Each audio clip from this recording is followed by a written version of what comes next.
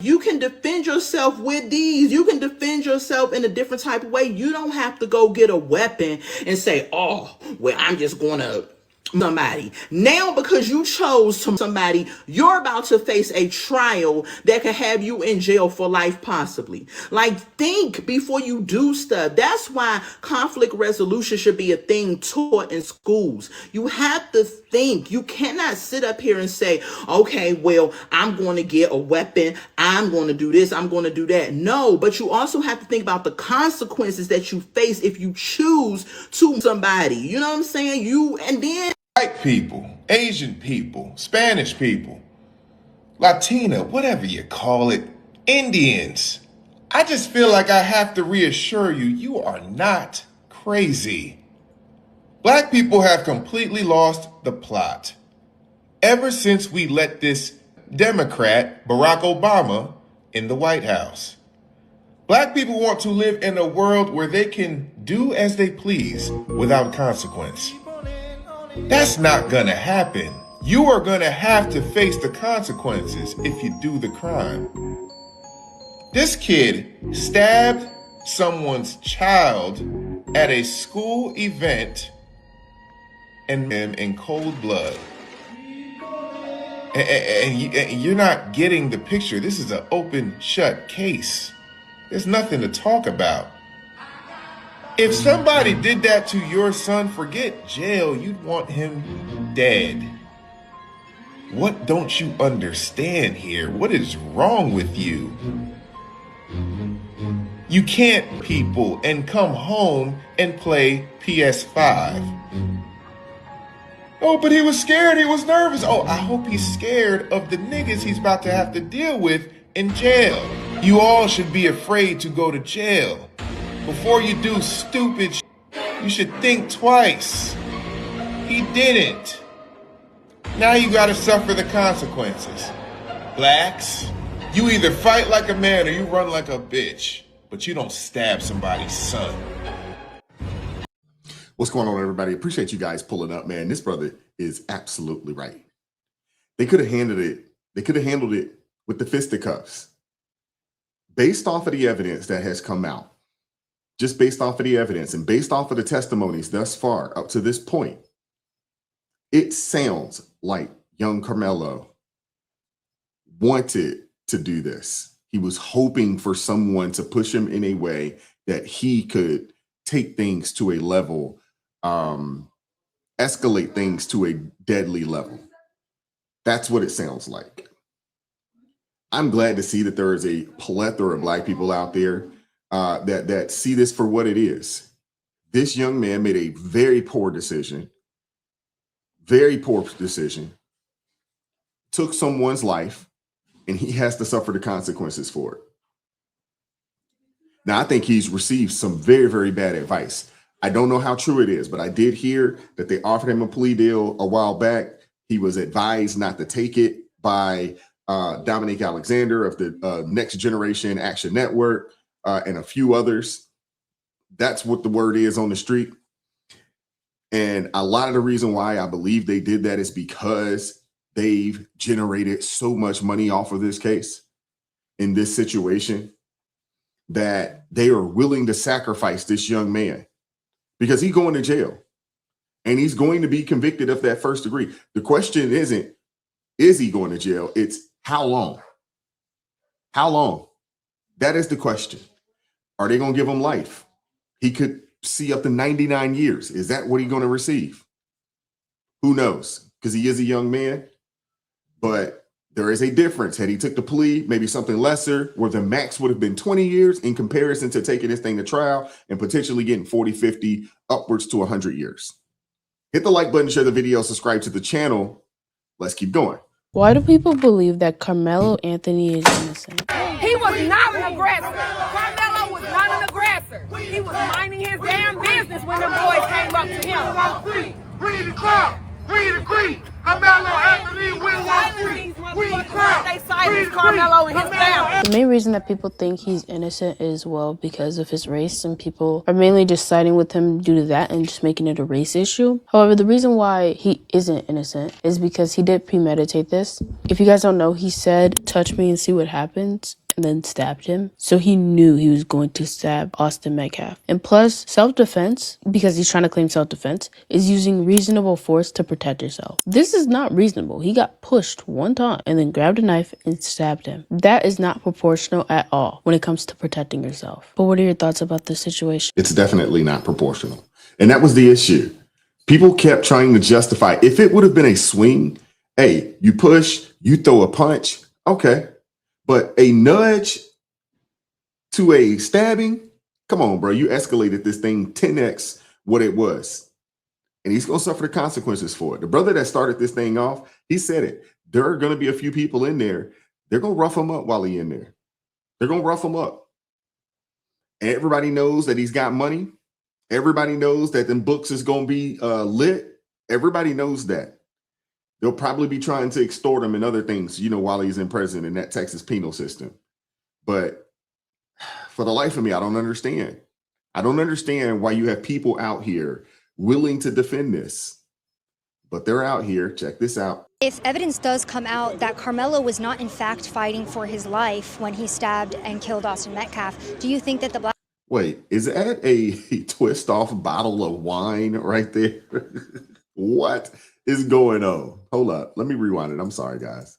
If evidence does come out that Karmelo was not in fact fighting for his life when he stabbed and killed Austin Metcalf, do you think that the black community will accept that? If evidence shows that he did not, no, we're going to stand by ours regardless. They stand by theirs. We're going to stand by ours regardless. I'm a mother first. I'm a black mother. Let me put that on there. I'm an African-American mother. So I have to put away my color first and step into the motherhood. Nobody wants to see their child slain. Then why not just say you're a mother? You said that I'm a black mother, I'm an African-American mother, and then you started to say, you know what, let me make a differentiation there. I am let me separate that I'm just a mother first. Come on, man. So I do want to send prayers to Austin Metcalf, their family. But at the end of the day, I don't know, folks. You know what? Let me stop. Got to think like, okay, what did you do to him or whatever to cause this to happen, the reaction? We got to start taking accountability for our kids. Because then again, if my kid, that's why it's a catch-22. If my kid was Karmelo and I feel like his back was up against the wall, well, I'm going to tell you straight up, better mine than yours. Better mine than yours. So either way it go, everybody loses. A black boy allegedly murdered, and I say allegedly, heavy on the allegedly murdered somebody. You see what I'm saying? So yeah, this is about race. It's not about race, but it's these ignorant people out here that want to make everything about race. And this stems all the way back. You go back to Barack Obama and things have seemed to just deteriorated, and I've talked to plenty of black people, obviously. Well, maybe not obviously, but I've talked to a few and I'm concerned because I have conversations and converse with white people, and I never have heard, a white person say, man, these black folks, man, this, that, and the third. But you can't almost not talk to a black person that says similar things. Man, these white folks, man, this, that, and the third. And I'm like, folks ain't even concerned with folks like that. I don't understand it. I don't get it. But this lady right here, with her bottle of her bottle of wine in her hand at a protest. Lord have mercy. Help these people. Seriously. We're going to stand for mine. Even when you know he's wrong. That is the problem right there. You're still going to defend. I'm not saying you shouldn't love him. I'm not saying that you shouldn't pray for him. But when you know he's wrong, you're still, no matter what, you're going to stand on the line just because that's your son, just because you think he's black, whatever the case may be. That's what's wrong. That is what's wrong with these folks, man. Odd that Karmelo Anthony was sitting under another school's team tent. Witnesses also said that 17-year-old Austin Metcalf repeatedly asked Anthony, who he didn't know, to leave. One student testified that Anthony was asked to leave roughly 15 times. Prosecutors say the confrontation escalated when Anthony pulled out a 5-inch folding knife from his backpack and stabbed Metcalf in the chest. Jurors were shown grainy surveillance footage that appeared to show this physical confrontation just lasted a matter of seconds. Anthony has pleaded not guilty to murder. His attorneys argue that he acted in self-defense and out of fear. Now, one of the key exchanges today came from an 18-year-old track athlete who knew both Anthony and Metcalf. Let's bring you to that back and forth. The prosecutor asks, was Austin starting to get mad? The witness says he was getting defensive. Someone we didn't know was in the tent. He's always leading. He's always protecting us. Prosecutor asks, after that, Karmelo said, you will have to move me. Austin put his hand on his back. I saw Karmelo's hand go in the backpack. We're at a track meet. I wouldn't expect anything to be in there. Karmelo said, touch me. You'll have to move me and find out, trying to provoke him. Then what happens? The teen witness says Austin put his hands on him and then falls back. The prosecutor asks, how was Austin trying to move him? The witness replies, it was him trying to move him off his seat, a soft shove. What did Austin do? The witness then said, I see a hole in his chest and blood. He starts screaming for help. We're told from reporters inside the courtroom, meanwhile, that the medical examiner is testifying right now. Metcalf's family has stepped outside the courtroom so that they don't have to hear this. Meanwhile, Anthony, who is charged with murder, faces up to life in prison if he is convicted, John. Brooke Taylor reporting from Texas. Brooke, thank you. Yeah. Dude's going to jail, man.